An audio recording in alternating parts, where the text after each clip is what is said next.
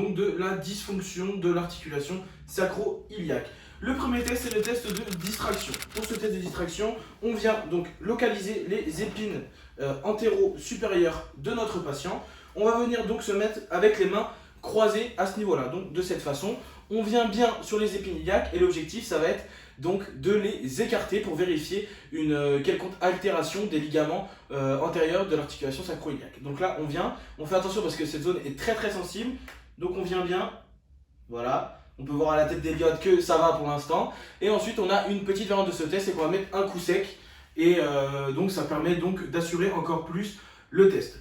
Si on a une reproduction des symptômes du patient, on pourra dire que le test... Bonjour à toutes et à tous, on se retrouve pour une nouvelle vidéo au niveau de l'altération de l'articulation sacro-iliaque. Ce test, il s'appelle le test de compression. Pour ce test, on vient localiser donc la face latérale de notre pelvis. Donc à ce niveau-là, on a donc la crête iliaque juste ici, on vient donc ici et on va venir donc faire une force vers le bas. Donc c'est plus facile avec normalement les coudes tendus, ce serait plus facile évidemment avec une table un petit peu plus basse. Donc là on vient faire une compression, voilà. On a également la petite modification comme le test précédent où on vient chercher un petit coup sec. Si on a une reproduction des symptômes du patient au niveau de ce test, on pourra dire que le test est positif.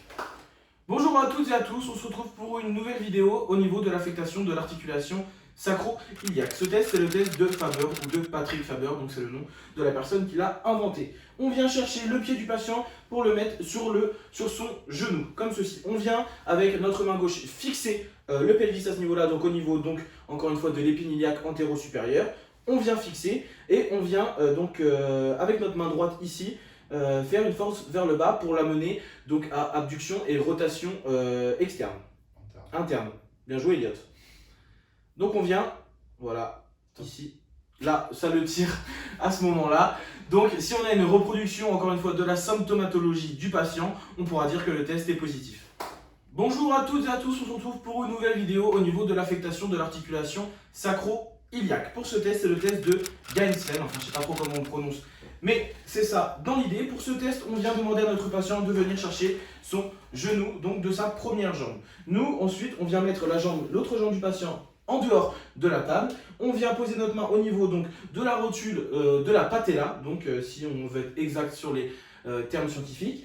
On vient donc au-dessus de la patella au niveau du genou et ici je viens appuyer aussi au niveau des mains de mon patient et je viens appuyer des deux côtés pour séparer les deux parties du pelvis. Donc on vient chercher bien le maximum d'amplitude. Ici on y est. Si on a une reproduction des symptômes du patient, on pourra dire que le test est positif. Bonjour à toutes et à tous, on se retrouve pour un nouveau test au niveau de l'affectation de l'articulation sacro-iliaque.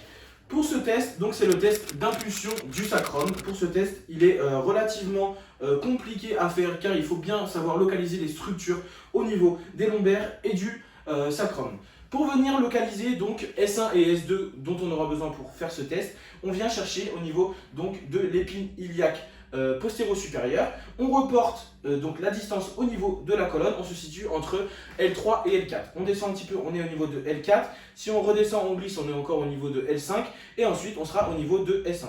On vient bien tirer la peau du patient à ce niveau-là. On vient poser le pisiforme au niveau donc de S1 et S2. Je viens renforcer ma main comme ceci. Je tourne dans ce sens-là. Je suis avec mon pisiforme sur le sacrum. Je viens donc exercer une force qui va donc vers le bas et vers ses jambes. Une force oblique. Je viens appuyer comme ceci. Voilà. Si on a donc une reproduction de la symptomatologie du patient, on pourra dire que ce test est positif. Bonjour à toutes et à tous, on se retrouve pour un nouveau test au niveau de l'affectation de l'articulation sacro-iliaque.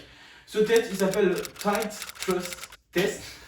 Donc, je suis désolé encore une fois pour mon accent parce qu'il est vraiment pas terrible, je suis vraiment désolé. Mais dans l'idée, vous avez compris encore une fois. Pour ce test, on va demander au patient de venir donc, chercher ses jambes. Nous, on va venir au niveau du sacrum à ce niveau-là. On vient bien fixer, on repose les jambes. Moi, je suis posé sur son sacrum. Il peut allonger la jambe droite, il n'y a aucun problème. Moi, je viens ici et je vais venir au niveau du sacrum tirer en même temps. Et je vais venir appliquer une force longitudinale de sa jambe à ce niveau-là. Donc voilà, je tire en même temps avec ma main droite, j'appuie. On peut venir chercher donc, dans différents degrés d'abduction et d'adduction de la jambe. Voilà, Ensuite, je le remets tranquillement, j'enlève ma main. Si on a une reproduction des symptômes du patient, on pourra dire que ce test est positif.